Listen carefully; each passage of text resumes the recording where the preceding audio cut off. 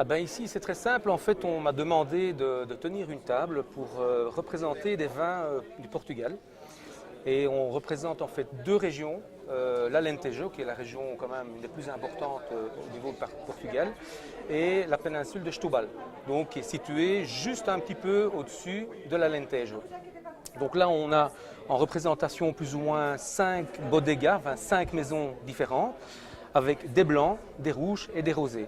On a essayé d'équilibrer en fait la dégustation avec des vins faciles à boire, des vins sur l'apéro, aussi bien en blanc, en rouge qu'en rosé.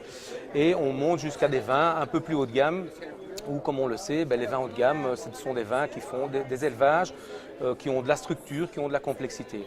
Donc voilà un petit peu comment ça se passe. Alors à d'autres tables, donc nous sommes 3 importateurs à présenter les vins. Il y a évidemment la maison Nogueira qui est relativement bien connue, en tout cas en Belgique, qui représente des vins également, mais alors là, de toute origine du Portugal. Ils ont également des Portos, ce que moi je ne présente pas ici. Ici, on présente également quelques huiles d'olive, parce que bon, on est quand même en Méditerranée. On sait que l'Espagne, l'Italie et le Portugal produisent quand même énormément d'huile d'olive.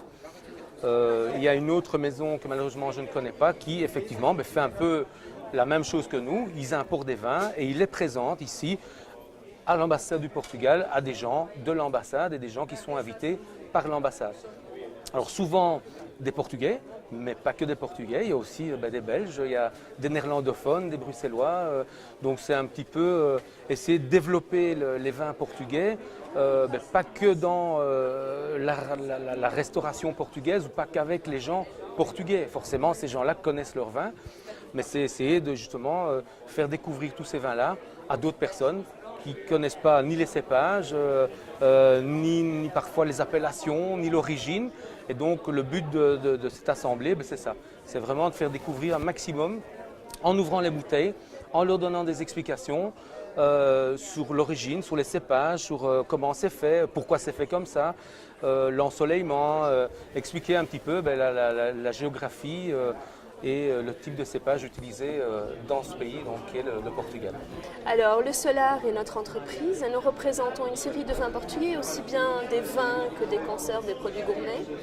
Et nous visons donc une promotion de l'image et des produits de qualité du Portugal.